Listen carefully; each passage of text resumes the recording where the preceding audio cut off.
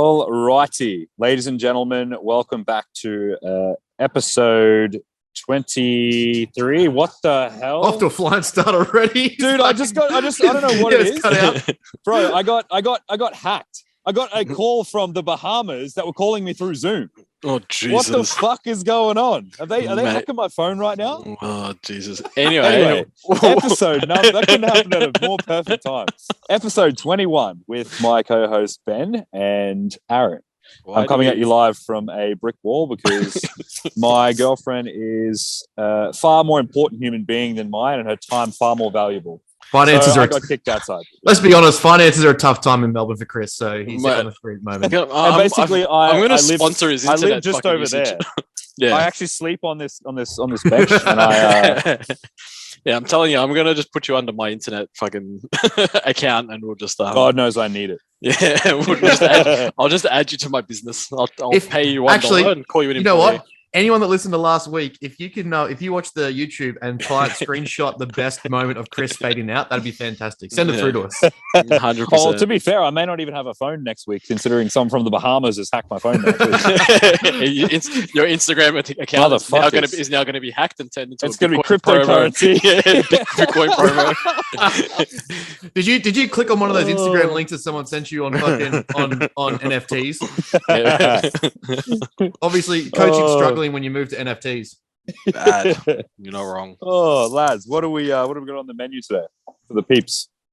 Well, I mean, what do we want to talk about? Prep? I was going to just hate on people. I'm in a hating mood today, but do you want to do that before we talk about prep or after prep? I feel like we're gonna hate on everything anyway, so it's up to you. I'm easy. Let's let Scaff run wild for a minute because it never happens. Well, I mean, yeah, you're not wrong. It's just more so. It's like we talk about. Just let the ball run. Yeah. Where's that red flag? Where's the red flag? What was the red flag that made you run? Well, it's not that. We have coaches and people that preach stay inside your scope of practice, right? And so, of course, like we want to stay inside the scope of practice. And most people that venture outside the scope, or outside the borders of their scope, are basically doing it with the intent of helping the client or helping the person at hand. So it's never, I think, a bad intention for going outside the scope for most people. There are those that sit outside the bell curve as always, and they're just dicks. But this particular certain group happens. You don't want to name names? Not yet. We'll see how we go. Start to promote scope of practice, and everyone that's inside this little, I guess, cult, we'll call it, promote scope of practice, and cool. Like I agree, scope of practice. Yet start talking about psychology, for example, and it's kind of like, well, your scope of practice is telling people how to get jacked or how to get lean, not the psychology side of things. Like you are not qualified to talk about someone's mental health or how to potentially assist in someone's mental health. Now, if you're making the comments and suggestions, that's one thing. Posting educational content on it is another thing, and you're not qualified to do so. So to that particular group based in a certain state up north, you're fucking all idiots and stop doing it. Like I can't stand it. I'm really, really over it. Like it's just stop being so ironic and pretentious and fucking stupid, really. It's like here's the thing, right? Here's the thing that I find most interesting. We get all these camps, right, of individual, I guess, practitioners or fields where it might be like physiology, nutrition, psychology, and everyone kind of like wants to be in their little niche and think that their realm is the one that solves all the problems, and like we can cure most fucking genetic disorders with physiology and physical changes and exercise. No, we can do that with nutrition, but also stay in your lane, stay out of my thing, stay in your thing. But then each one of them is more than happy or willing to venture into other things while simultaneously telling people to stay out of their thing. Yeah. And it's just like, that's not how it works. Like there's a reason it's a 3-dimensional model that all premise of psychological intervention suggests a psychosomatic relationship where the body and the mind are both entwined, and it's not kind of one or the other. Mm-hmm. So if you can tell people to stay out of your certain realm, whilst you then go ahead and make, say, like large, broad statements on eating disorders, disordered eating patterns, and like behavioral problems in that regard, that's well outside the scope of like a general nutritional education. You're like, not only are you not aware of diagnosing those things, you're also risking the potential effects of what you give to that person in terms of consequences. If you just start telling someone that, oh, tracking your food leads to like disordered eating, well, then they become fearful of tracking food and like being aware of their nutritional intake and learning the skill of macro tracking. And that limits their potential progress down the future because you've just ingrained in them that this is an eating pattern disorder. We know because I checked the DSM-5, and you don't understand the way that the continuum and the spectrum works in psychological diagnosis. Like, you're fucking them just as much as if someone were to say, hey, cut out all your carbs and never eat carbs again. But, we fail to acknowledge that because it's not our camp. Yeah, and it's kind of like, I'm all for, you read a bit of research and you're like, fuck, that's pretty interesting. I'm, going to talk about it. But it's kind of like, there's one thing talking about it and then simply saying, it's fact or that's how it is. And it's kind of like, well, you're not qualified to do so. And you're the one that preaches being inside your scope of practice. So just, again, stick to your certificate that you have because you don't have any other qualification when it comes to training and potentially nutrition, and literally work with the healthy population that either want to get a little bit bigger and better performance or get a little bit leaner, but are still underlying health issues are not there. Like, because that's who you're qualified to work with. You don't have a bachelor's in nutrition. You don't have a master's in nutrition. You don't have a bachelor's or a master's in dietetics. You cannot talk. So just shut the fuck up and do us all a favor, please. Because you're not helping anybody. Like, you're looking for self-gratification and it's just like, cool, man. Like, nice job. You're just fucking everyone else up. Like, good job, dickhead. Stroking that ego and stroking that dick. Literally. And it's funny how one is much bigger than the other. Yeah. Is that the only red flag that you had? Was anything else pissing you off as well that you wanted to really delve into? Well, I guess we were talking about a little bit off camera, I guess, on Instagram, but that whole Adelaide PT dude that was he not a PT, was he a bodybuilder or something, and was being sued or taken to court or something to not give nutritional advice. Now, obviously, if he's not qualified, don't give nutritional advice anyway. No shit. But at the same time, what they use, I haven't seen the report. So the examples that they used were he was suggesting like a lot of water, like 9 liters of water or something, and telling people to stop taking their medication. That's a medical issue. That's outside of his scope. Well, it's also not. So then he's been told not to give nutritional advice, but that's not nutritional advice. It's medical advice. Yeah. Maybe he'll get out of it because it's medical advice. Well, I feel like that falls under a different. Now, look, don't get me wrong. I'm sure he's doing other things that he probably shouldn't be. Like, hey, let's be real, right? However, holistic health. Yes, the examples used and then the title don't make sense. So it's like the title is, stopped or been cancelled effectively in giving nutritional advice. Yet, suggesting 9 liters of water and stopping your meds doesn't fall under nutrition necessarily. The water is a bit iffy, but we definitely know that stop taking your meds is medical advice, not nutritional advice, right? So, if the person's qualified, let's say, for example, in nutrition, whether it be a cert or whether it be a bachelor's or master's, there's nothing going wrong there because the examples used, again, were medical advice. It's like, what the fuck's going on? And then, people jumped on it and, again, particular cohort decided to spread it and be like, well, this is why, blah, blah, blah, blah. And it's kind of like, well, to do nutrition here in Australia, you do a certification, whether it be a certificate, whether it be a bachelor's or whether it be a master's. You then get insurance from whoever it is that can insure you. That's the tricky part. Insurance here in Australia is a pain in the ass when it comes to nutrition because it's so open-ended. No one wants to insure you because it's just, there's so many possibilities. It's not the same as working in like rehabilitation or working in strength or, that being able to ensure that's much more simple than nutrition because nutrition is just so many variables. But if you find a cert that gives you like the actual information and then you have the insurance that allows you to work, that's all you need. So it's like, people will keep claiming like governing bodies and blah, blah, blah, blah. It's like, there's no real governing body here in Australia. I don't know what you're talking about. Like, it'd actually be funny if they actually had a couple of cases come up against them and how they would go. Yeah, well, it's like, if you really want to be safe, get a fucking bachelor's and master's. You're sorted. You don't have to worry about it. Like, chill. Most people can't do that. No, exactly right. And it's kind of like, well, you get some basic information to talk about nutrition and you're sweet. Like, fine, cool. Anyway, I just thought that was really ironic that they keep posting about scope of practice and then sit outside the scope of practice by talking about psychology. It's like, you guys aren't psychologists, you fucking idiots.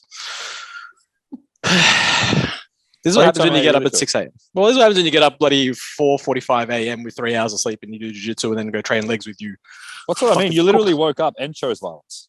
Yeah. He legitimately did. Yeah. I could keep ranting, but I'm just like, it's such a, like, we're beating a fucking dead horse now, because it's kind of like, well, preach scope of practice, stay in scope of practice. Don't be a moron and get outside your scope of practice by talking about something you're not qualified to talk about. I feel like that's logical. Apparently not. Yeah. No, okay, cool. I was just checking. Anyway, how are you, lads? Love it. I mean, if I'm wrong, please, someone message me, tell me, and hopefully one of the guys from these particular cohorts messages me and be like, "Bro, what the fuck?" I'm like, "Man, I did the search. Shut the fuck up." I know what I'm talking about. I've been there. I've done that. Anyway. Yeah. Yes. Well, we need to let him off. We need to let him off the hook more often. Just let him roll. Just let him roll. Do his thing. We can just sit back. Let's just throw popcorn at him and just watch him just do the whole podcast. Well, if I'm gonna rant, it's gonna be good. That's why I don't do it often. You like to save it all up for that. Yeah, let it build. It's like that first wank after No Nut November. No Nut November lasted 3 hours. Barely was that. Oh, Ben, when did you have you booked your Spider-Man tickets yet? No, I have not, because I've been going bullshit up here. They're apparently fucking having to increase release hours to get more hours out. You're joking. Sessions, yeah. There's been talk in America. There's tickets up of $10,000 for opening night. Fuck. Good Lord. It's tonight, it's right? probably Tonight's the single highest anticipated movie of the last 20 years. Yeah. Well, like, got that Rotten Tomatoes perfect score, first time ever. Like, shit. Yeah, that's ridiculous. And for a Marvel movie, because they always get for Saturday. We're booked in for Saturday. Yeah, Saturday night. I'm gonna see it like 4 different times. Like, because I know I always go see a Marvel movie by myself now, because I just want to see it first and let me watch it. Because I don't know anyone else that I go with is going to be questions or like, how does this link to the other stuff? Bro, I hate other people that ask that question. Because like, there's probably maybe 3 other people in this world that I know that I talk to that are as obsessed with Marvel as I am. So that when I go with someone, there's usually like a follow-up question to a degree that's like, how does this link to this? And how does it like, okay, I need to watch it first. Get in the moment, enjoy it, then I'll answer the question. It's like, I remember going, I went with my cousin to watch Lord of the Rings way back in the day. And I've read the books, but I hadn't seen the movie. And obviously, movie to book, totally different, right? Still really good, just different. And he's like, how about this? I'm like, dude, I'm watching it for the first time with you. I don't know. Like, I'm watching. Like, stop fucking asking. Ask me at the end of the movie, and I might be able to help answer your questions. During the movie, shut the fuck up. Nothing worse going to movie with people. They start asking you questions during the movie. It's just like, fuck, stop. Like, I'm watching it for the first time with you as well. Like, shut up. After the movie, I'll go to town. But it's kind of like 100%. I'm like, I want to be immersed in it first, so I can just watch it for myself.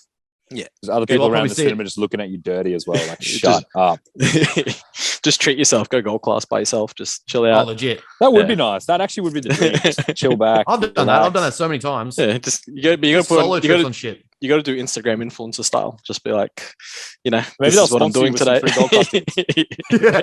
have you heard that Ben Mayfield's coming? But anyway, what are we talking about? We're talking about prep. Chrissy's prep update. Yeah, I was thinking. Well, seems talk about big fellas. Chris's little mistake. Oh no, what have you done? Oh, just a little mix up. That's all. What did you put in? It's not what I put in. It's what I thought I had it. It's just a reading error on my part, and also too, I'm colorblind. So. Yeah, no! It's funny when we should be using one compound and not using the right compound, and then bloods come back. What are we talking here? Are we talking orals? Or are we talking carb shuttlers? Or are we talking injectables? It was quite funny. It was an interesting conversation. It's just Master Nandrolone. Yeah. Right. Okay. It was supposed to be using Masteron. Was using Nandrolone. Okay. It's like no wonder why you're looking a bit puffy. Why are you so strong? Why is your water weight up 3 kilos this week? Switches it out, drops 6 kilos. Like what? Hey, that's a neat recomp trick. Yeah, true. I mean, you'll lose. Like I said, you're losing weight on it, so you're doing pretty fucking well. Oh yeah. No, I wasn't. I'm already down like six kilo. I think I started north of 102. Yeah. I was like 96.6 this morning or something, 96.7. What do you So have to come weight in at is again? definitely 87, coming off. 88, 89. Yeah, I reckon. Well, I'm talking inside out. 80. I reckon 87, 88. Yeah. Yeah. Or that may be like the actual prep low that once we get there. But Yeah. I'm still feeling pretty decent. We got a deload diet break this week, so the leg session we had was pretty chilled to so to speak. So yeah, like you don't even realize how much like fatigue accumulation you've got until you actually start to pull it off. Yeah. You know, I didn't realize how fucked I was until we started this week, and I had 550 carb yesterday, and I was just like so tired all day. And today I've actually got some energy back in again. I'm like, oh, this is good. I could do this forever. Chris spent the whole day feeling like we feel at 5 minutes after a wank. He's just like, oh. So that was Chris for 24 hours. What are we now? I think we come up on just under 16 weeks out. So 15, probably 15 and a half weeks out. Yeah, 15 from the Vic qualifier. Yeah. And then So- what's that? 17, 18 weeks from nationals. 17, 18 from nationals. So that will be some fun. That'll be some fun for us. That's what was the Fit Fest? Yeah. Fit Fest? Yeah, Fit Yeah, Fest. It's like 20 the rip off Arnold's. Yeah, It's just 23rd gonna of be another April, I Arnold's. think. Yeah, 23rd of April. Yeah. Yeah, it should be fun. Yeah. So pulling off some fatigue this week, chill, kick the feet up, some extra food, and then we're going to pull in hard at the end of this week. And I'll probably be dieting my most aggressively over Christmas. Yeah. Into the No, new bro, you year. gotta stop. Just enjoy Christmas. Stop it. Just stop, bro. Ben's little rant last night. Oh, fuck me. Oh. Here he goes. Oh, now it's my turn. Fuck. It fucking shits me.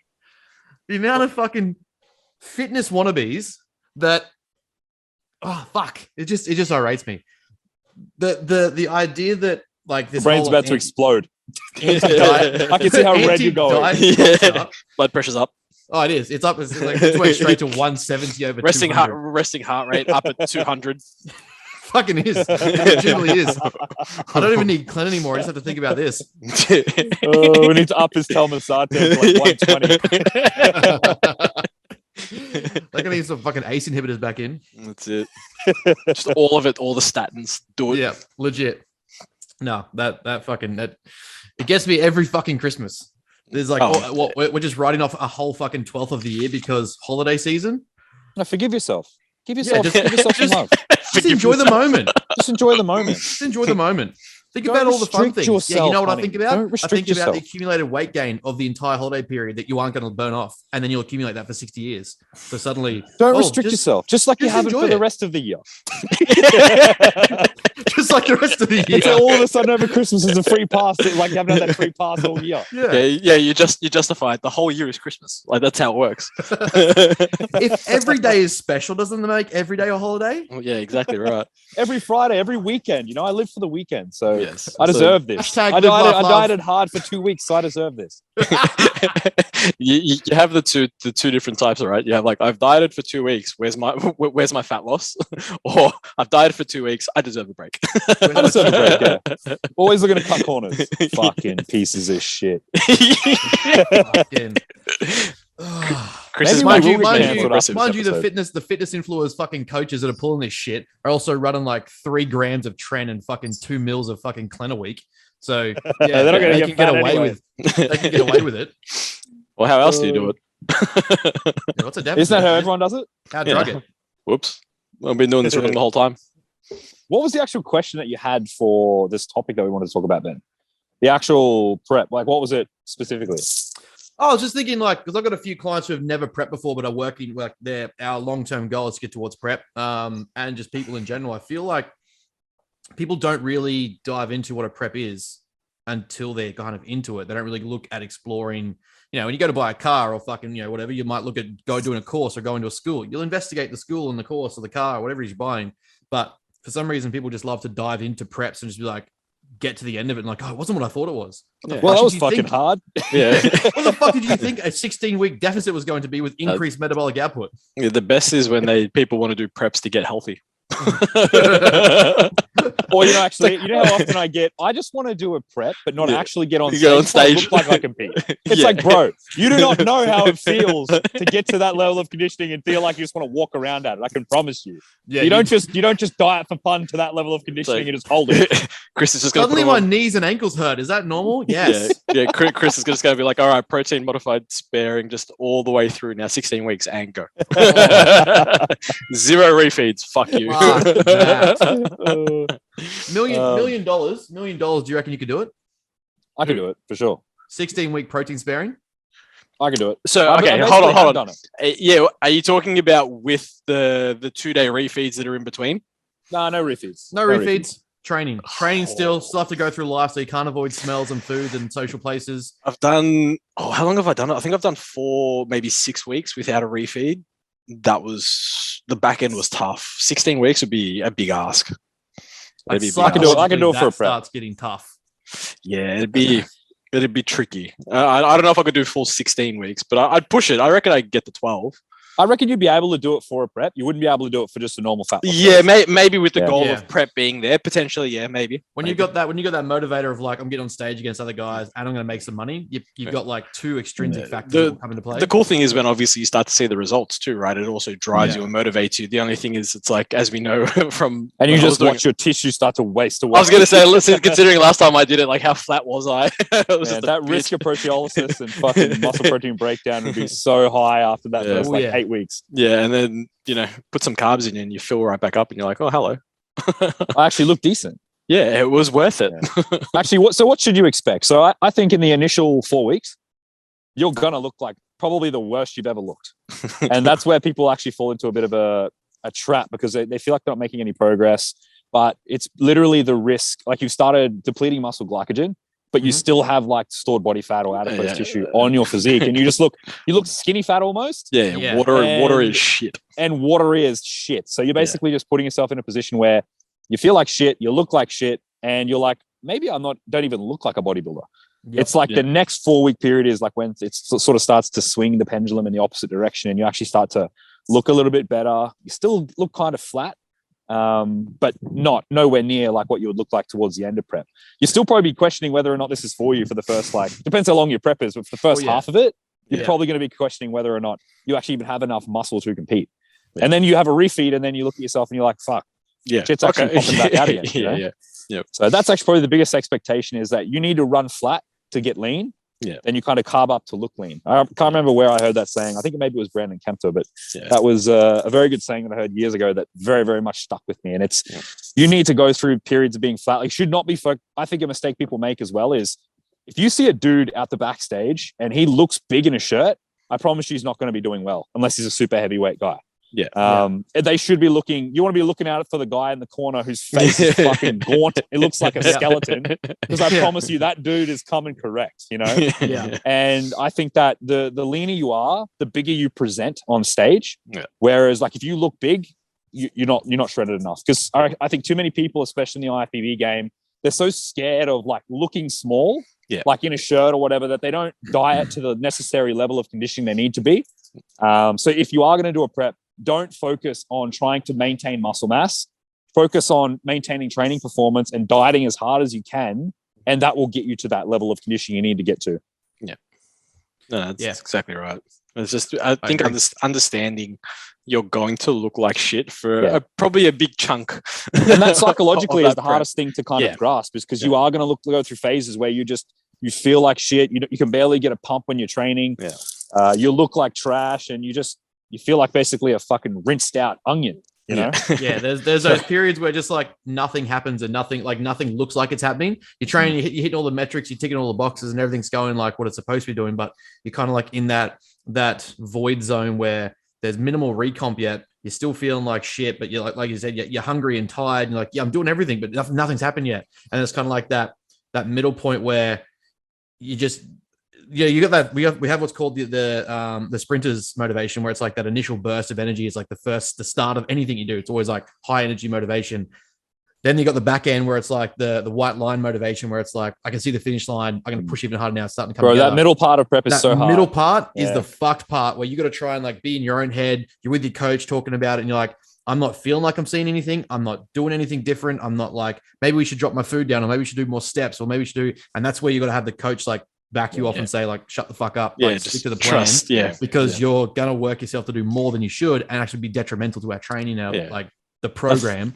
But That middle chunk is just a fucking bitch. Yeah, I think a lot of people that go through prep as well, they get so fixated also on training progression, and it's like you need to remember, even if you are enhanced, your potential to progress, especially at the back end where it gets real hard, probably isn't going to happen. But if you can maintain and keep your strength relatively decent, good chance you're not losing muscle mass, right? Yeah.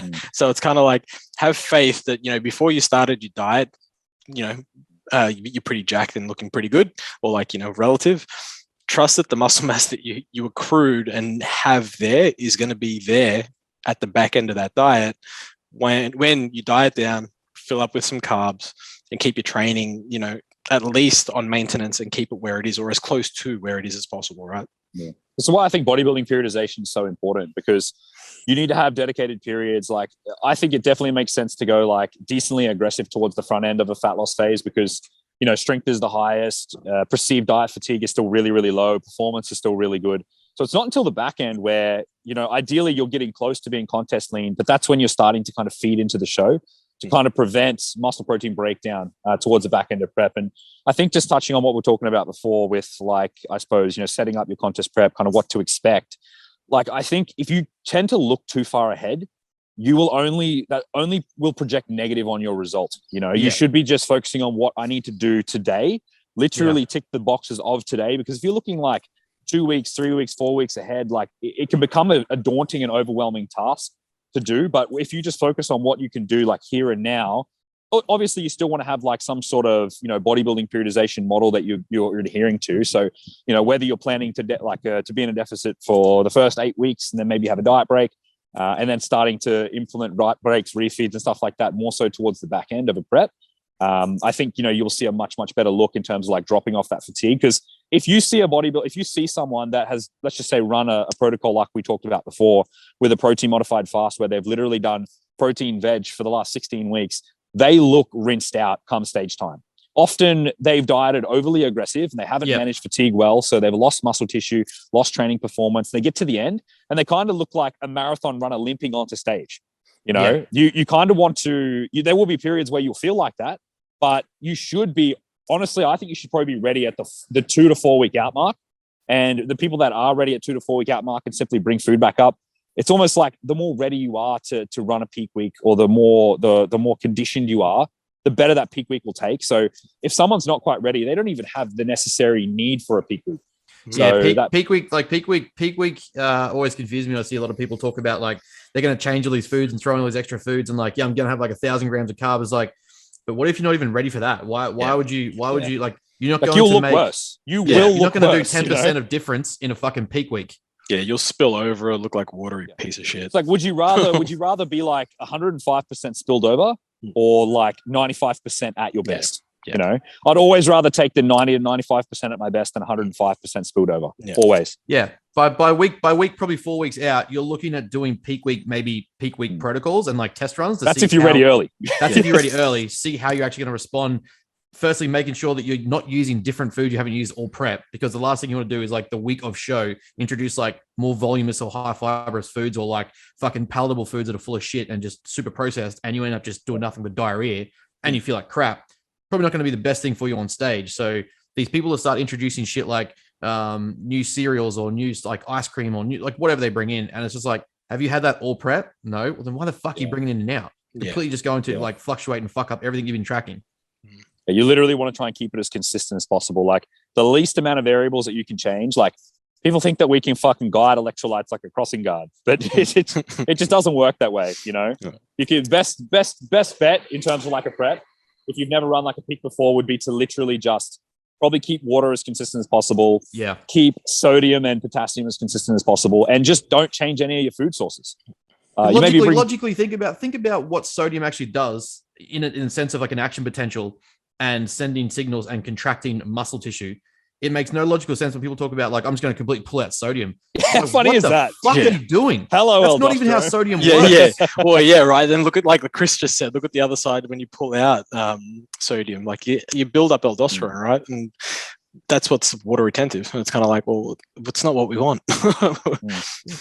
Anyway. It doesn't. Yeah, it doesn't. Yeah, Like, never mind talk about it. nerve signal. Yeah, like never mind the importance of sodium, magnesium, and potassium in nerve signaling, and neuron transport and all that sort of stuff. But yeah, take out your sodium and get real watery. Do it. And also increase clen. Yeah. Increase clen and T3. Yeah. Not to mention sodium's a co-transporter for glucose as well. So you're basically not assimilating as much carbohydrate as you could. The lady behind you was a lady or a guy? I think it was a guy. I think it was a guy. I thought it was a lady. Old lady with short hair. I'll say what's up. Well, yeah. How you doing, baby? Join in. I'll send you the link. But I think we covered what to expect during the beginning, what to expect during the middle, what to expect during the end. I suppose it depends on actually something that you should do as well. I suppose is like this is something that fucking is an absolute pet peeve of mine, and it's. If people, this is going to be me going on a rant now. I was going to say we've all had a rant today. We've all had a turn. Go on. If you pick a coach and you decide I'm going to run my prep with this person, and you obviously put all your faith in this person, and then you're still going to go out and ask other people what you should be doing. I don't care how fucking whacked out the protocol is. If you've put your faith in this person, you follow what they say to the letter. The end of story. Like you don't want to be going out. I'm going to take a bit from this guy, a bit from this guy, a bit from this guy. And then you end up just looking like fucking shit on the day. You want to, whoever you pick to coach you from the beginning, follow through with them until the end. And then you can reassess at the end. Coach fucked you up or didn't know what he was talking about. Exactly. Yeah. And then reassess at the end. Then you can see, okay, did this work? Did it not work? What's the justification for it? And then you can pick a different coach or maybe move on if I don't know, you didn't get the result or whatever that you wanted. So I think that's one of my biggest pet peeves is people blaming. They'll say, oh, X coach did this to me or they did this or this, but then you didn't actually follow what they told you to do in the first place. Yeah, you go back and look at their adherence and it's like 70% at best. You're just like, hang on. Like, exactly. The success lies in the 99% adherence. Those fucking tiny differences, like that's where you achieve success. Not if you're going to trust someone, fucking trust them. Yeah, 100%. It's like you get 4 weeks out and someone comes to you. It's like, I don't know if I like my coach for the peaking methods. Honestly, I haven't prepped anyone for stage, and I've had at least 8 people come to me in the last year and a half, or not year and a half, the last probably. I will say 2 years, so pre-COVID, for peaking for a bodybuilding show. I'm like, dude, every season, 4 weeks out, bro. Like, me, fucking, dude, every season I'll have someone message me and say, "Oh, this is my peaking protocol. Like, what do you think? What do you think?" Like, I literally just respond with, "Trust your coach." Yeah, I get that for power. Yeah, I get that for powerlifting. Trust your coach. Always, I get that for powerlifting. Like, what do you think of my program? It's like, fuck, man. Ask your coach what he thinks of the program. Like, fuck, that's not my. Anyway. Yeah, that's my pet peeve for the day. Yeah, right. So we're going to title this episode the Rant episode. Rants. Bros with brains who rant. The 3 best rants that anyone has heard. I wonder which one will get us into trouble first. Anyway. Actually, Ben, maybe we could talk about the psychological aspect of prep, because that is your wheelhouse. I suppose what to expect from that perspective, from the beginning to the middle towards the end, because that I think is neck yourself. I don't. That's very much it's people don't really talk about that much, and there can be some dark times during a prep that I think it's important to touch on. Interestingly, is what I've reached out to a few people about working on a book for when I get the time. But I want to actually not just use it as anecdote. I actually want to get quantitative research. So it's going to be a long endeavor, but I think anyone that goes into trying to write about this without actually applying qualitative and quantitative research is just underdoing what actually happens. And Chris is out. So see you later, bro. You got another phone call. I keep getting fucking phone calls from Zimbabwe. What the fuck? What are you connecting your services to? Zoom. It's through Zoom. I don't know why. Did you accidentally sign up to one of those fine locals in your areas last night? Because that's not local, bro. I was gonna say, I don't know how you managed to put Zimbabwe in there. Like, good effort. That ain't local. Did you pay for the green card? Bad. Anyway. Yeah, it's a very interesting topic, because again, these people talk on coaching these factors and talk about programming and nutritional structure and have your certificate and all that sort of stuff. But this goes so outside the realm, and this is where most of the dangers lie for people getting eating disorders, body image issues, self-concept issues, false senses of validation or insecurity. If they're not very, very careful of how they guide someone through this process, you are so susceptible to so many fucking psychological problems. But if it's done correctly, it can be a great tool for like self-development, self-efficacy, learning discipline, pushing limitations and seeing what you're actually mentally capable of. But I find that a lot of people don't appreciate the psychological game to it. And I'm not saying I'm an expert on it, but it's like, well, something I'm studying. So it does come with the territory that a sport that engulfs your whole life depletes you of all energy. Consider the fact that the brain requires 30% of our daily glucose needs to function. Mm-hmm. And then you're depriving the body of that on purpose. Like you're going to have a lot of like, from start to finish, you're just going to have a variety of psychological issues that come up you have to be prepared for to address. So yeah, if we go start, middle, and finish on that, I mean, fucking yeah, it'd be fun. Just it's very easy. Just have a growth mindset, bro. Yeah, well, you can get through anything. I think you have to be used. You have to kind of get accustomed with feeling uncomfortable because there's going to be periods during prep, and I can promise you that there's no such thing as an easy prep. Every prep's definitely unique with its own challenges. You know, this one obviously being COVID. Preps are hard enough without throwing like COVID and uncertainty of actually competing and all those type of factors into it again. But like it's kind of hard sometimes because this is obviously my third attempt at trying to get on stage for this competitive season, given obviously the last 2 years that it's kind of been cancelled. Mm-hmm. And it's almost like, again, if you're not process focused and you're more outcome driven and like the only thing that you care about is like getting on stage and winning, like you're probably going to get to the end and you're not going to feel fulfilled anyway. Yes. And then especially like what happens once that goal or that goalpost is taken away because of COVID or something like that. Mm-hmm. Like you, if you don't genuinely love the process of bodybuilding and the process of contest prep, like you're probably going to struggle very, very immensely. I even know like for a fact, like I struggled coming out of that last prep because I'm probably a mixture of both. Like I definitely love the process, but I don't think, I definitely don't compete for participation medals as well. Like I definitely compete because I generally want to do well. So coming out of that last prep, when it was probably like getting to the business end, I'd already done a bunch of the hard work early on between I think I started at like 24 weeks out or something. And then for it to get called at like 8 or 9 weeks out, like it was good, but it kind of left me with an empty feeling of no man's land because at the end of the day, like I had all this build up and I didn't actually get to do the thing. And I kind of felt a little bit lost for a couple of weeks there because I was just struggling, and you kind of like psychologically, like it's a very hard thing to deal with, especially when you're coming out of a prep, you've already got like elevated hormonal fucking hunger signaling and all these, or a lot of decreased hormonal function. Not for me per se, but in terms of like a hunger perspective, you definitely like sitting in an apartment where you literally cannot leave with a cupboard full of food, and you're kind of like, well, this is fucking shit. That's a very difficult thing to deal with kind of psychologically. So I know that's probably a little bit deeper than, people probably used to us going in terms of things with actual struggles and stuff like that. But because again, on the surface level, like, I have a lot of people that follow along and they probably don't realize that I do struggle too sometimes because a lot of people will say, oh, like you make it look so easy. Like I really want to compete as well because I see you competing and like you make it look so fun, you make it look so easy. But there is some genuinely like hard times that do come with this. And you kind of have to really accept the fact that there is going to be hard times with this. Like you're trying to take the body to a position or a place that you've never been before conditioning wise. Psychologically, that bears with it a very, very big burden. And it's almost like a debt you need to pay back at the end of prep. Like in terms of like, relationships, my girlfriend, relationships with my friends, my family, like you almost become a little bit more, I suppose, distant. And it's not that you can't help it. It's just you are so energy deprived sometimes that you just literally don't want anything else other than food. Like even in terms of like arousal in like sexual function, like that sort of thing. Like, you can fall into if you don't have a partner that's very understanding with all these things, like they're not going to realize, and they're going to think, oh, like he's not attracted to me anymore, or what's wrong with me, and all these things. And until you actually go through a prep, like you don't know how strong the body's need for food is until I even think still like the prep is not the hardest part to control it. It's that post-prep period where all your hunger motors are all fucking out of whack and there's no goal of getting on stage anymore. So you're just looking for that kind of quick, dopamine neurotransmitter rush that food can provide.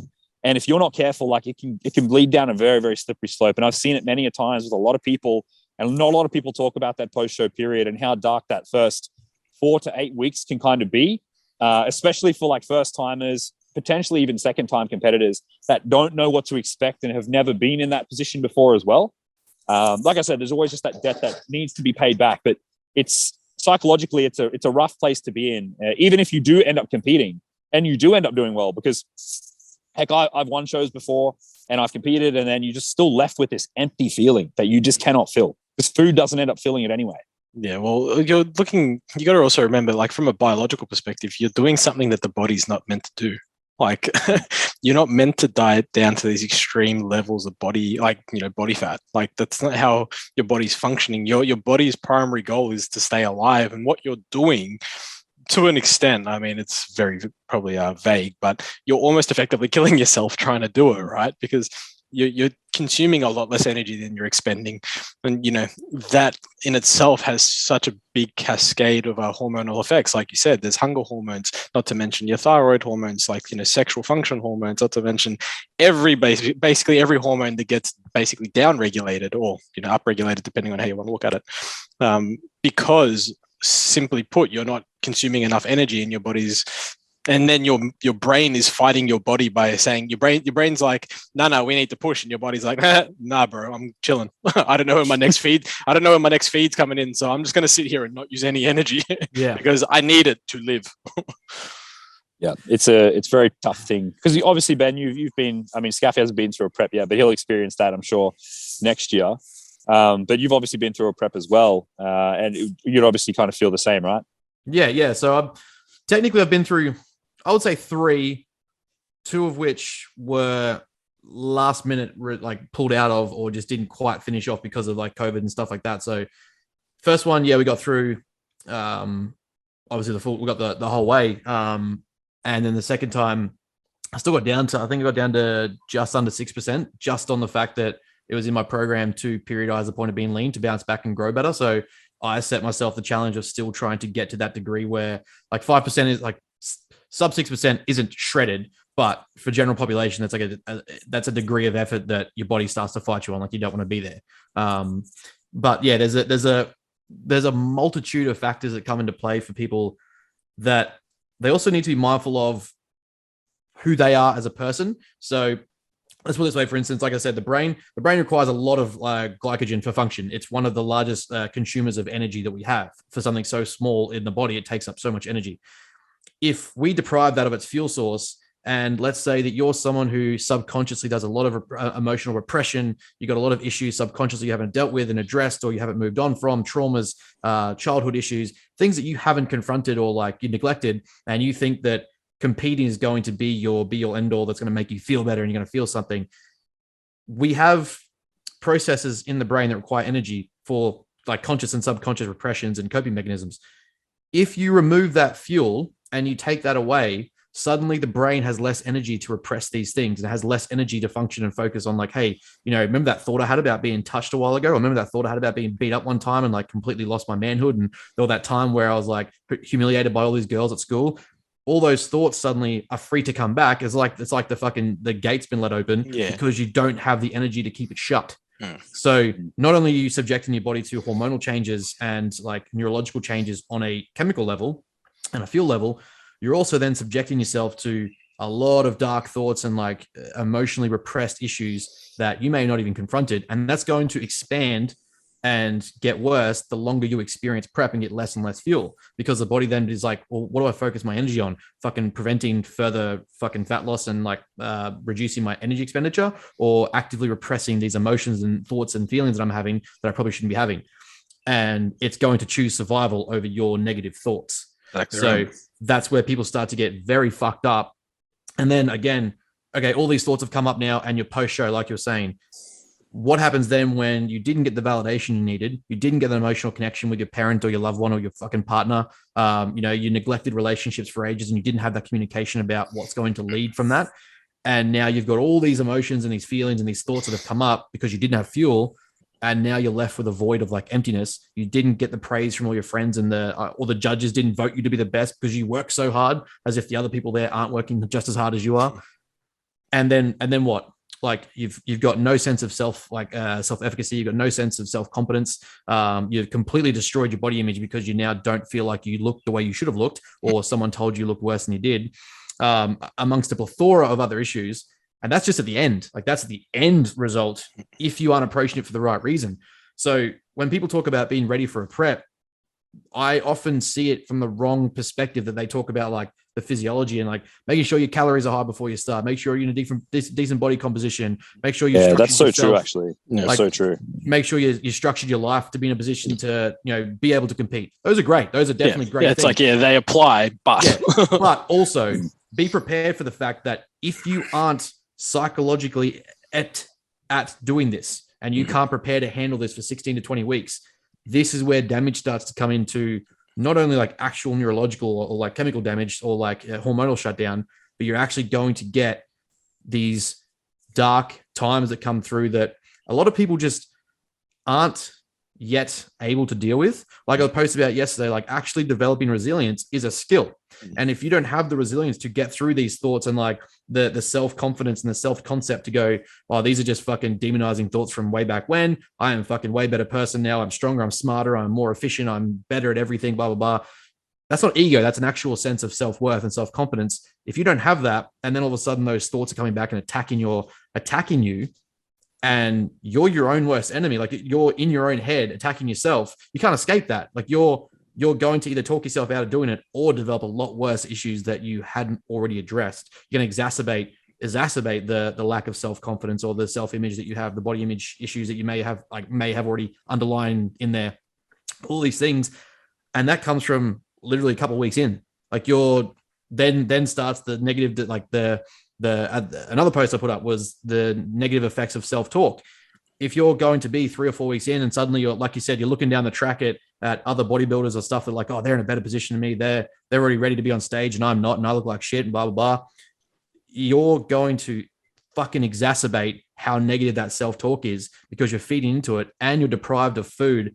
So you don't have the energy to like counter it and talk yourself out of it and have that energy to refuel yourself and say, hey, look, this is just a thought. This is just a process. I'm going to have these, it's normal to have these feelings and thoughts, but as long as I don't act on them, like it's not a big deal. I can tell myself that I'm going to get through it. I can focus on it. I can work hard. I can hit my checkpoints each day.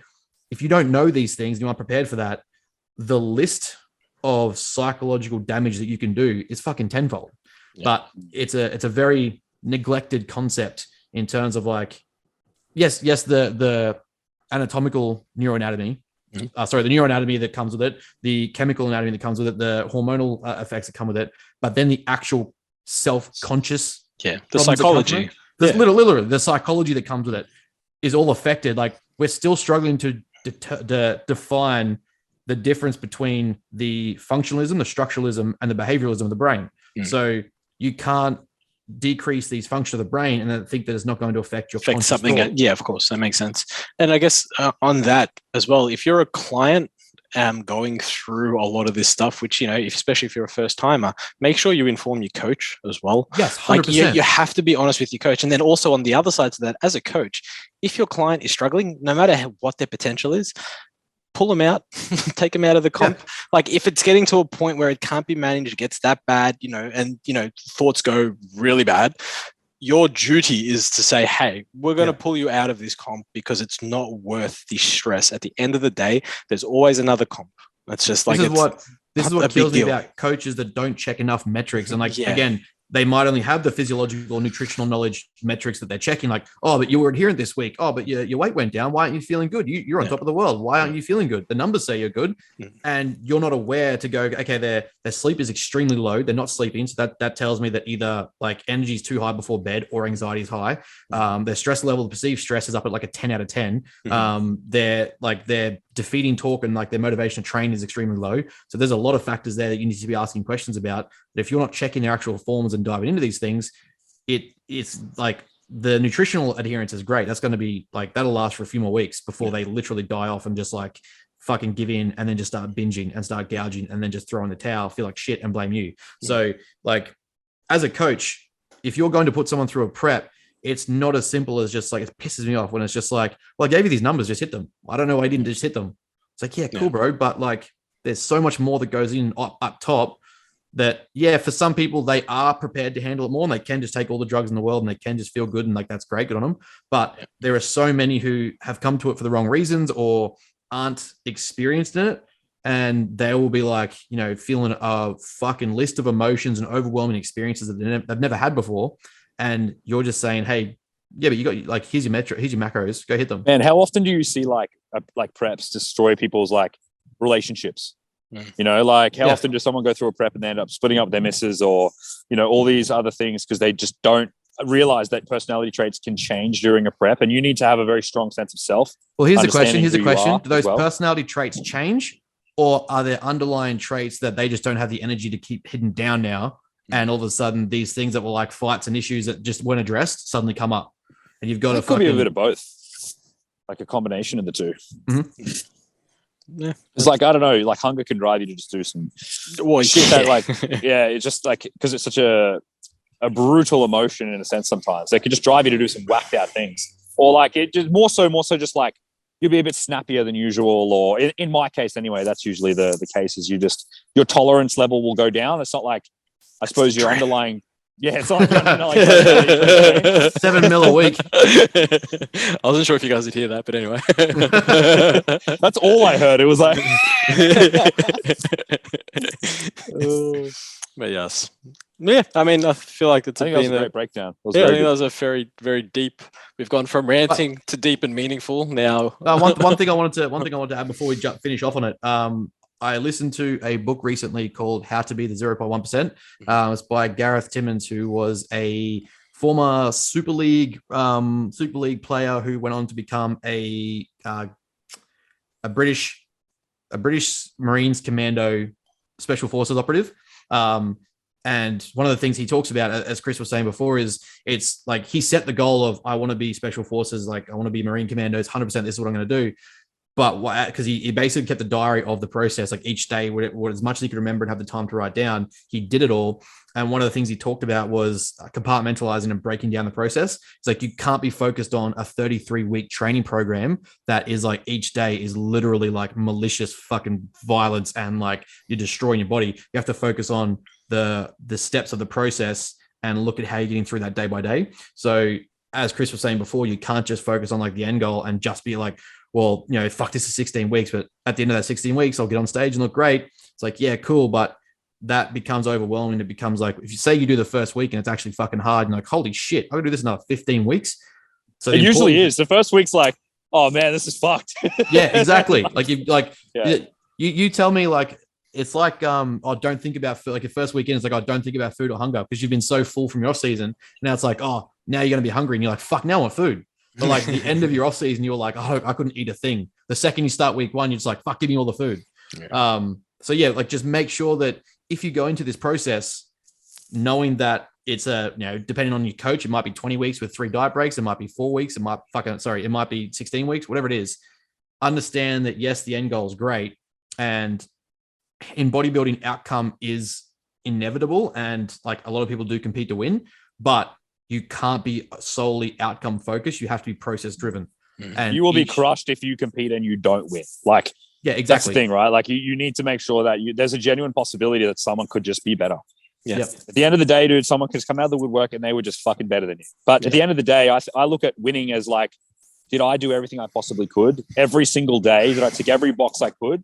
Yeah. And if I did, and I've presented my best ever physique on stage, then to me, that is a win. You do that 100%. Enough times and you'll be the last guy standing. Yeah. A bodybuilding win is so different to me compared to like a rugby league win because rugby league, I'm in control of that game. Playing halfback, I'm in control of most of that game and how things go and like what we do as a team. We can actually physically win the game. In bodybuilding, you can do everything right and you can be absolutely killing it, take all the drugs, and you just simply don't win. Yeah. So you have to be mindful and conscious of the fact that it's an objectively picked sport based on a subjective criteria. Yep. Not wrong at all. Well, part of it, you got to be born for it. to be perfectly honest. Yeah. That is another factor, but I feel like that's another conversation for another day because we could be here for another 4 hours talking about genetics. So I feel like we covered that pretty well, going from deep ranting to deep and meaningful. Fuck everyone, but also here's our philosophy. Yes. So let's get into some more fun stuff. Let's do We wanna do questions. some questions. You guys Beautiful. finally put up your questions. Fucking, I did. I got Old some good ones, Fuad actually. over here. is finally happy with us. can Chris even access them while he's on his phone? I'm just about to see. Can you hear me? I can hear you, but we can't see you. Okay. You just Okay. cut Let out. me. Can you hear me now? Oh yeah, we can still hear you. That hasn't changed. Okay. Okay. So I've got my first question here. Well, here I'm we going to go. pop it up. He's up. Thoughts on plus size models? Do we even want to touch that one? I feel like that's another conversation for another day. I feel like that's something we don't even want to touch. I'm just going to leave that. Yeah, I feel like we're too that's not for us. ranty to talk about that at the moment. This is like bro chat when Fuad just scrolls through the questions. And he's Yeah, just like nope, "No, next I'm not one. fucking doing that." All right. Do we want a serious one or do we want a funny one? I go funny first. I feel like we've just done a lot of serious talking. Okay. This is a good one, actually. Could you beat Ben in a fist fight and why? So yeah, is this talking to you I or both struggle of to beat us? myself off, let alone someone else. I figured that it was directly to me because he said, "Can you beat Ben in a fist fight and Yeah. why?" So can you beat Ben in a fist fight and why? Well, I don't even know if he can fight. Yeah, doesn't mean can you fight? I mean, I've been in a few fights, but like I wouldn't say I'm much of a fighter. The question is, how did the other guys look compared to you? Well, I tend to take a lot as well. I use my chin as a guard. I like to use my chin as a guard, but Yeah. it's pretty, I I just got do a a strong lot chin. of flailing. Why me and Ben getting into a fist fight in the first Yeah. place? Did Chris take my trend? You'll see that. I mean, if you both take enough trend, it'd be interesting. Can you put it back, please? I don't know. I would have to see. All right. So when he comes out, of Melbourne, we'll throw you in a ring. You know what we should do? You know what we should do in Sydney, in Melbourne, is get those big inflatable fuck off gloves. So just like the balloon ones, and just sit there doing these. That one or the Hulk, the Hulk gloves. Oh, no, they'd do some damage. They'd fucking hurt. That'd be Like fun. hard plastic. Yeah, it'd be mad. Actually, I got a serious question here as well. I got a serious one. Aggressive deficit over short periods of time versus gradual deficit when trying to preserve muscle. Yeah. So I've got an actual Instagram highlights for this one. I did last year because we were in lockdown and I had nothing else to do but research. So with aggressive, so again, it's obviously client dependent, right? Person dependent, and what they can handle. Like that's, And also drug status, I think is important with Yeah, this I was too. going to say. and also the goal. What's the goal of the diet, right? Are we talking about like stage, or are we talking about just getting lean? Like, let's say, the person's healthy, doesn't have any problems, can diet aggressively, and the goal isn't stage lean. Let's just say it's leaner, I guess, or whatever. I prefer a much more aggressive approach. We mitigate the potential side effects of long-term dieting or chronic dieting. So we do have, like, as Chris was saying, we do have escalations or, issues with hunger signaling and all that sort of stuff. And then the time that you diet for seems to be almost the time that it takes to really regulate and come back post-diet, depending on the extremity of the diet, right? So I'd rather diet for 4 to 6 weeks, get off as much as I can, again, depending on the goal. And then that the back end of that, you're not going to run into these crazy hormonal cascades, most likely provided, you're healthy and all that sort of stuff, post-diet. So you're not going to have this crazy rebound effect of, being starving and, the more food you eat, the more hungry you get type scenario, because your leptin and ghrelin are going to be a lot more regulated. You do that for a longer period of time, that dieting phase for a longer period of time, you basically run the risk of down-regulating leptin and ghrelin and then having them give you issues post-diet for a longer period of time. The other thing is, like, if we look at it from a social stance or a social point of view, especially if you are a socialite and you like to go out and do things with friends, it's kind of like, well, would you rather do a longer diet and, only have little bits of enjoyment with food, or just go to your friends, look, guys, for the next 6 weeks, I can't come out and do shit, but after that, we're good. Then you go back to normal. So it's kind of like, which way do you want to look at it? Yeah, I think, like you said, it really depends on the time frame and what kind of diet it is. So, like contest prep, for example, Look, you're probably going to be dieting for a longish period of time, regardless. You may go aggressive at the start. I've chatted about this heaps of times. Going aggressive at the beginning and then slowing it down towards the back end makes the most logical sense. But if it's just for a Gen Pop client, or if it's just for like a normal person that's trying to go through a fat loss phase, depends whether or not, like, you've got a few different options. You've got extended fat loss phase, which I would probably classify as 12 plus weeks. You've got more of a mini cut, which would be probably around like 6 weeks, 4 to 6 weeks, or you could go like RFL, which would be like rapid fat loss, which is a really bigger, really aggressive for more so like 3 to 4 weeks. And the more aggressive the deficit, the shorter the time frame should be. So, for example, it also depends how much you have to be realistic with how much you're trying to pull off. Like, if you're going to do an RFL phase and you're going to go in hard and aggressive and you want to lose 10 kilos, sure, you may be able to start with that, but you're not going to be able to continue going with that. You know, a lot of people make that mistake of like, oh, I'm just going to stick to this fucking RFL diet and protein and veg diet for the next 10 weeks and try and pull off 10 kilos. And it won't happen. Like, your hunger hormones will just fuck you. They will really fuck you in the ass and you will not be able to get that far. So it's important about mitigating, again, that dietary fatigue and paying back that debt as well.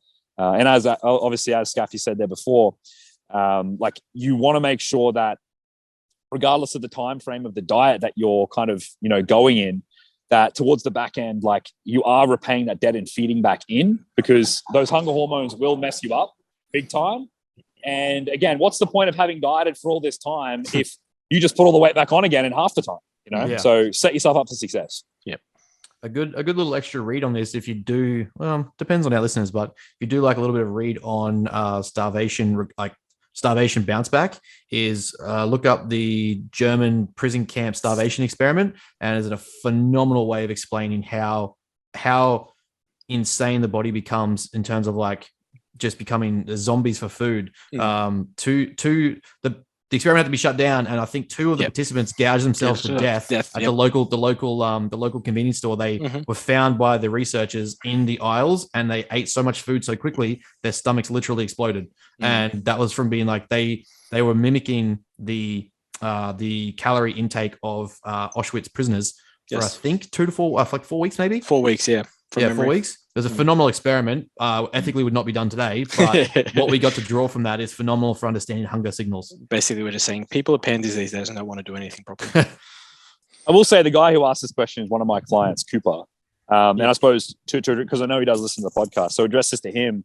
He's competing in an ICN show for like bodybuilding classic at the end of next year. So for him, I suppose the context of this will be contest prep, right? So for him, he's probably going to be dieting for longer than 20 weeks. Because keep in mind, when you are trying to go to extreme levels of conditioning and you are natural, you do need to diet for a longer period of time and go slower so you can preserve lean muscle. As much muscle as possible, yeah. Well, it's not just we're trying to lose 5 kilos, The research is pretty prevalent on the adherence and sustainability of that with intermittent diet breaks as well. So no doubt with you as well, he's going to get, it might be 16 weeks, but you might get 3 individual weeks there of maintenance period. Like, he may not be dieting for that entire time. Yeah, exactly. The process is 20 weeks. He may have 4 in there, for example. Yeah, exactly. Yeah, the other study you can look at is the Matador study. If you're into reading research, it's also a really good one, talking about refeeds and not so much refeeds, but talking about calorie restriction and time-based calorie restriction, which is pretty cool. And then the rebounds and that sort of stuff on it. But it's just another one for you guys if you want to get a little bit nerdy. I do like the German one though. It's always quite fun to see. Your stomach explodes because you eat so much food. I feel like that's just really cool. Actually, all right, I got one more question. Yeah, Chris has got a funny one. This is a good one. I saved this one for last. This is a good one. Here we go. You 3 are 100% on stage. Who wins? Told you, I'm taking physique. Well, Scaffy's doing ICN fitness model, so he's good. 100%. Ben's doing the jeans category. There you go. Wearing a wife beater as well. Yeah, 100%. Tidy Bond singlet. Yeah. And Chris is doing angel wings. So we're all going to win our. We're all going to overall for sure. Yeah, we're all winning overall. Yeah, we've got this. Oh, okay, this is an interesting one. Let's do it. Well, I mean, me and Chris are probably going to pull in at a similar weight. Yeah, you guys have got way more muscle mass than I do. Chris is. We can both pull a vacuum. Hey, I can pull a vacuum. Yeah, but you can't pull our vacuum. Not your vacuum, but I can still pull a vacuum. Shut up. Hey.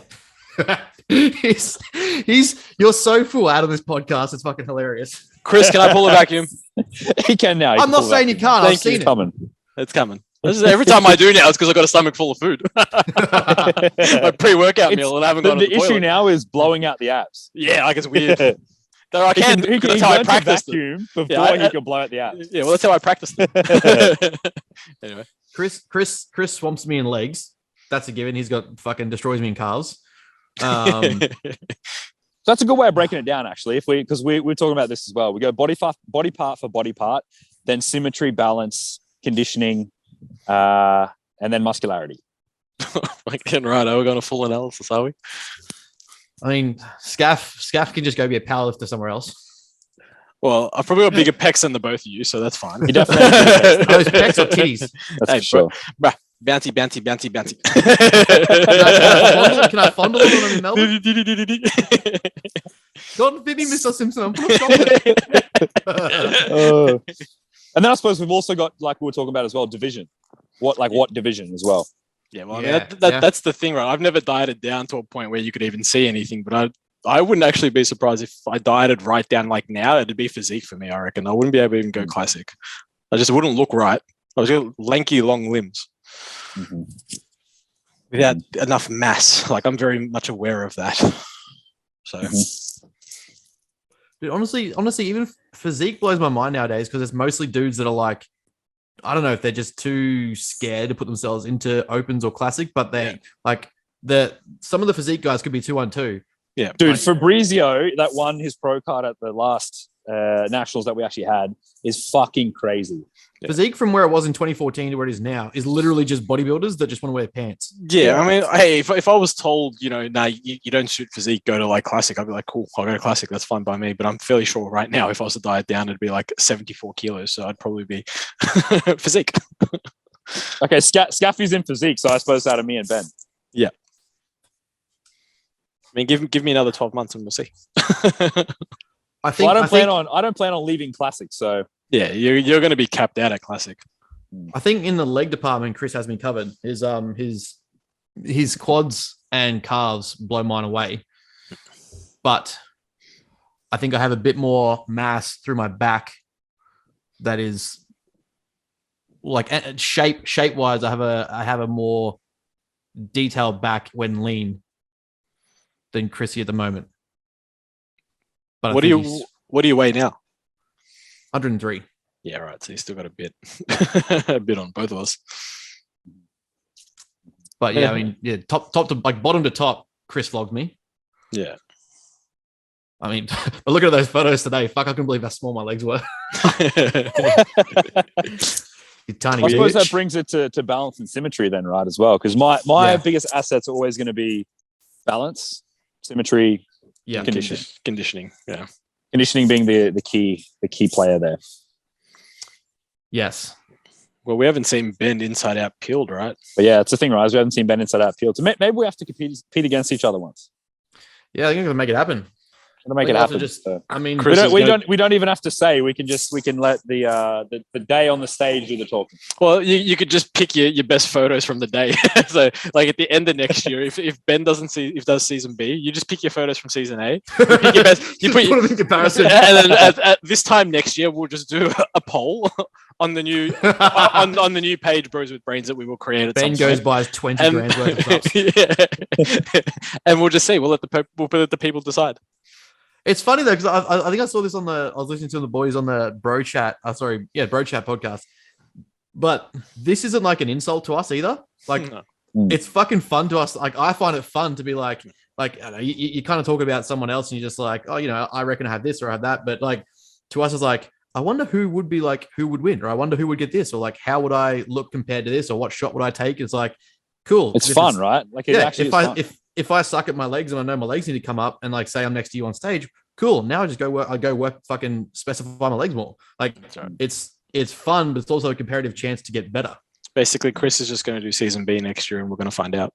I might as well just prep again for Yeah. another season. Just do ICN, bro. Just do a fucking show season to season. Yeah, we'll just call him the prep queen. What's an off season? Actually, coming to that, did you see Regan's doing fucking Arnold's? 12 I weeks. did see that. Yeah, Fuck. because He just come out of a fucking prep. Yeah, What a beast! What a beast! So is Brett Wilkin though, isn't he? Yeah, Brett is yeah. as well. A few of them are doing it. Like I don't He's blame just him. Man, 20 weeks I am out, though. so keen to see that. I'm Bro, fucking so stoked. They to see opened that. up. Did you see how much prize money they get? Like I don't Yeah, blame it's them. 200K. Yeah, I'd be doing it too. Like fucking hell. He must have run some sups with Milos to get some because he's up to 280, 290 now. Yeah, but he's still got to pull. He's got a bit to pull off. Oh yeah. But anyway, But yeah, saying that, I reckon it'd just be fucking. It'd be fun come an actual stage time to find out. well, we're just gonna have to match up the stage photos and say, hey, which one do you reckon? Just let the people decide. I'm just looking forward to being at fucking over 90s and pulling a vacuum. That's to me is gonna be fucking epic. Yeah, that'd be pretty cool because it doesn't really happen, right? I have a fuck, marry, kill. Chewie, Sully from Monsters Inc., which I love that he had to let me know Sully's from Monsters Inc. It's like, who doesn't know Sully's from Monsters Inc.? Well, Anyway? what if they had said Sully, like the plane pilot, like the landed the thing on the mirror? Is it the miracle on the fucking? Yeah, I know, but this is Chewie and Hagrid, so I imagine. Okay, yeah, like it kind of makes sense, right? I'm surprised Shrek's not in there, but anyway, Chewie, Sully, and Hagrid. Fuck, marry, kill. I'm marrying Hagrid for the same reason Chris would say, because he's a sweetheart. Yeah, I was literally going to say the exact same thing. Hagrid And is he's the got biggest fucking. He's sweetheart. got access to dragons. Yeah, exactly right. Yeah. Like that's And pretty Dumbledore sick. as well. Yeah. Dumbledore's his best mate. So I love that you didn't go with Harry Potter there, but sure. Nah, fuck that guy. Yeah, fuck that Harry. dude. Dumbledore's way cooler. I'm probably going to marry Hagrid, kill Sully because he's probably easier, and fuck Chewie because Chewie would be very hard to kill. Yeah, I'm gonna kill Chewie. Fuck Chewie. Imagine listening to that one. What do you want? What do you want for tea? Yeah, it means cream of rice. If he said cream of rice, then yeah, he's the one for me. Extra strawberries. I saw a theory. I saw a theory on that. And it was like, when and where did Han learn Chewie's language? Language, yeah, I saw that. Like as how well. did he just know it? Yeah. Like, is it just he's just come to terms with the tones? I think he does. He say it in Solo, the movie. I'm pretty sure when he first meets him, he's been with Wookiees before or something along those lines. He says or something along those lines. I can't remember. I feel like he does address it in the. I think in the because Solo that was movie. like I think they had to because there was such a major loophole that is left open. Yeah, How does this yeah. English speaking white man understand fucking native Chewie? Yeah, Wookiee. yeah, you're not wrong. They need a whole backstory on Han. Yeah, well, this one's going to get Ben going, so this should be fun. For fuck's sake. Why is there women plus size models but not men? I feel like it's a good. I feel like it's a good question. No. Listen. So there actually is. So I don't know if you've seen a lot of some of the Muscle Nation new figure models and stuff, but they're like more body positive now. So they're more like they actually look like I suppose fat dudes. I was going to say, is that why the oversized tee was created for men? Well, they wear them. Yeah, they wear the oversized tees a lot, and they also actually they wear singlets too. And you can see that this guy he doesn't even look like he trains. To be honest, Yeah. I find it annoying because obviously they're going to have like clothes and shit that they want to have to wear as well. But I want to see someone that looks similar to what I do. Otherwise, I won't buy the clothes. That's No, fair. but Well, I that's- mean, that's- that's how you that's how you measure up your size. You're like, That's hey, abling. dude, You can't do that. You can't be normal. That's abling. You're an ableist. No, do you want to know the simplest reason why they do it? You want to know the very, very because simplest it's reason? not There's sexy. more money. Because it's marketing and women are marketable. more There's highly more money. emotional and they buy into emotion. That's it. That's literally all it is. They don't care. They're not on your side. They're not there to like support you and they're not like invested in your virtues. They don't care. They know 100% for we're a getting fact cancelled. that creating this Money, they're going to money, make money. money. Yeah, 100% we're getting cancelled for that. Prove me wrong. I'd like fine. I'm not saying it's right or wrong. I'm just saying that like it's great they're opening up that area for you to purchase things. Like everyone should be able to buy clothes, but don't pretend that it's in order for you to like for them to feel inclusive or fucking whatever. It's for them to make money. And they're going to market it because it's now trendy. So one more from me. Do PEDs have addictiveness outside of making you look jacked as fuck? I think that is the addictiveness that comes with them. I agree. Yeah, that is. I mean, the only... short of the toxicity issues you can get from certain compounds and all that sort of stuff. It doesn't necessarily make you addicted.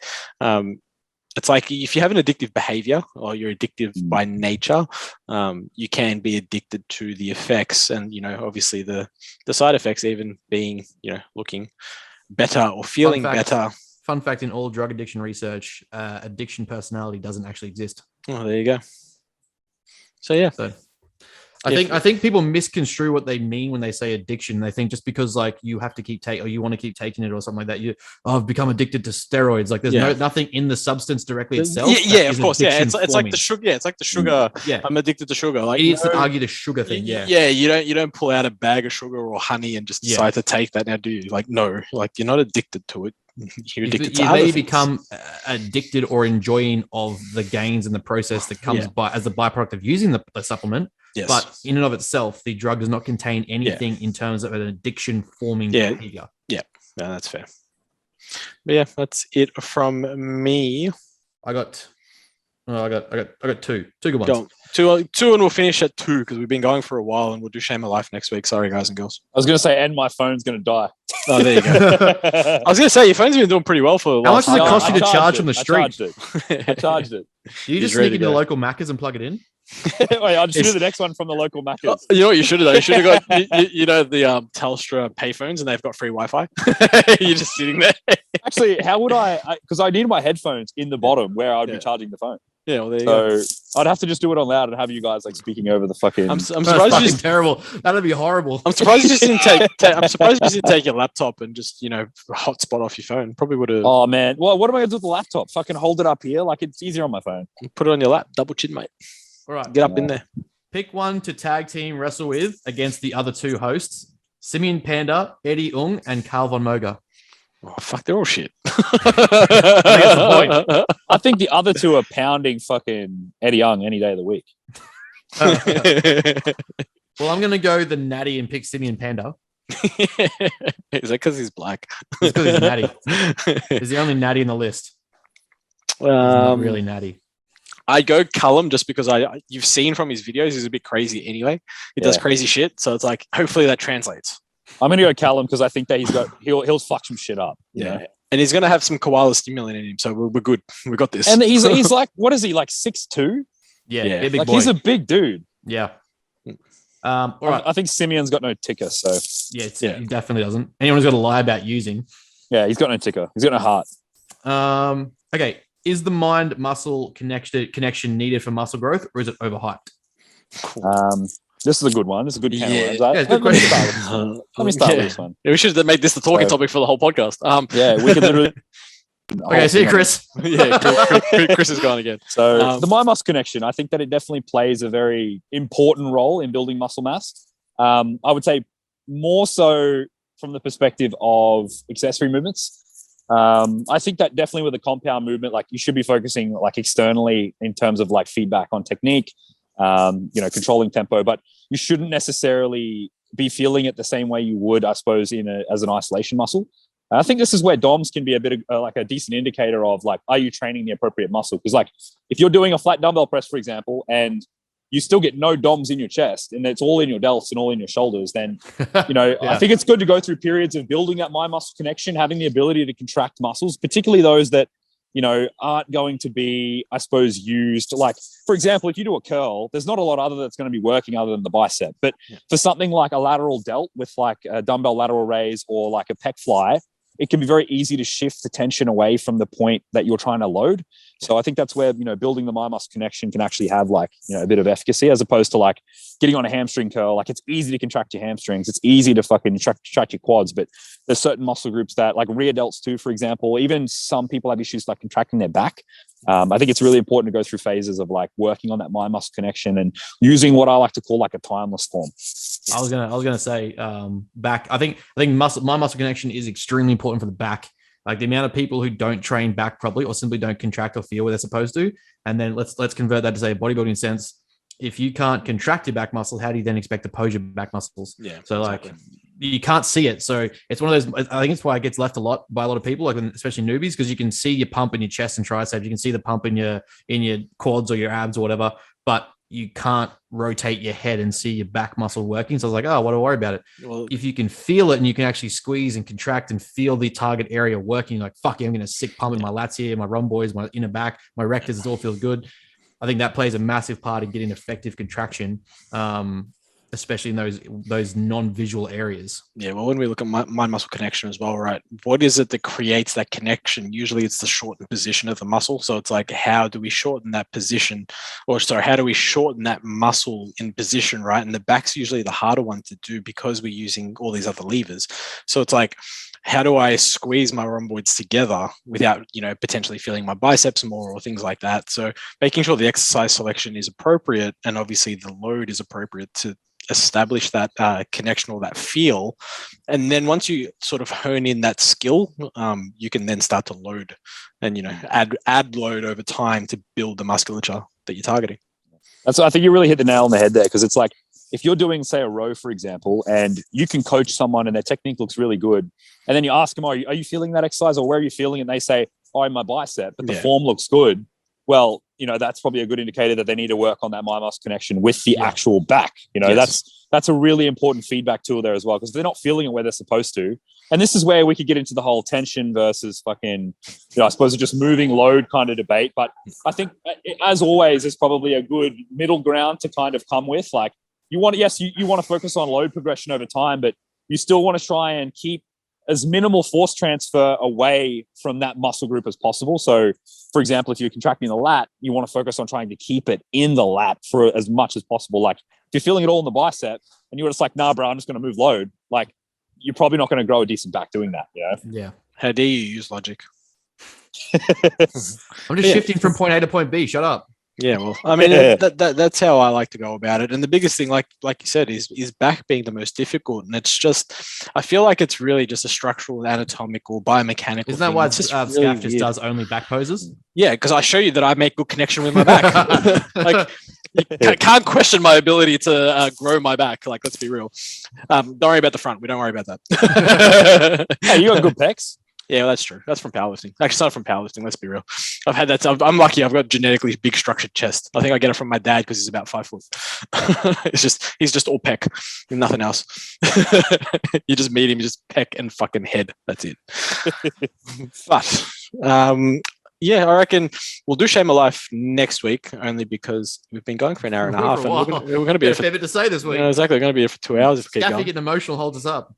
Bad. Well, I'll just every now and then I'll get into an emotional rant, and we'll go from there. Well, next week we had rant, we had deep and meaningful. Next week we have a segment called Deep and Meaningful. Well, next week's the Christmas special. So I don't know what we're going to do for Christmas. Yeah, we're going to figure that out, huh?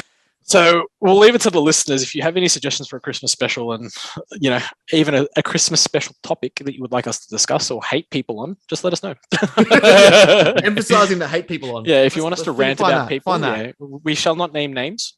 I mean, or we'll do our best not to. And if we do, we'll edit it out. Beep. Yeah. Beep. But yeah, I think leave it there. What do you reckon, Gus? Yeah, that was good. I think that's good. That's enough. Don't forget to if you're watching on YouTube, like, subscribe, and follow. Yeah, pretty much. Written on the wall still. Yeah. Again, guys, you can always throw comments on those posts or those videos, and we can always get to the questions from there. So I'm actually going to try and get access to that. We are going to potentially create a Bros with Brains Instagram page, so we don't have to do. Someone wants to manage it for us. Yeah, and so we don't have to do the single. We're looking for someone to manage it for free. Who wants to be a part of the team? Help out. We will give you benefits. I don't know what, but we'll find something. Did we free conflicting coaching advices from all of us? Did we end up having any ideas around who we wanted to bring on for an episode? Oh no, we've got to put that out. We'll do that for the new year. Yeah, maybe we could do that for the Christmas special. That's probably too short of a time frame, but maybe. Well, I mean, we might be able to find someone. We'll rag someone. Hopefully, just someone controversial. Just someone real left of us, and just be like, "What do you got?" We need someone What's your opinion on complete this? Opposite of us. We're opposite. So someone who practices no evidence-based nutrition. Just hang up. We'll get cancelled. It's like it'll last either 30 seconds or we'll get cancelled. It's one or the other. Something I'm used to then. All right, guys and girls, as always, thank you for tuning in and listening. Any questions you have for us, let us know. I would ask if anything's coming out, but Chris still hasn't done his course and Ben's just got his membership site that's going on. So same. Pretty much. Like I said, I got 2 brain cells put up together, but I'm doing well. I'm doing some fine work. It's happening. Coaching spots are still open as well, so jump on. Message me. All right, guys and girls, thank you as always. Thanks, guys. Thanks, guys and girls.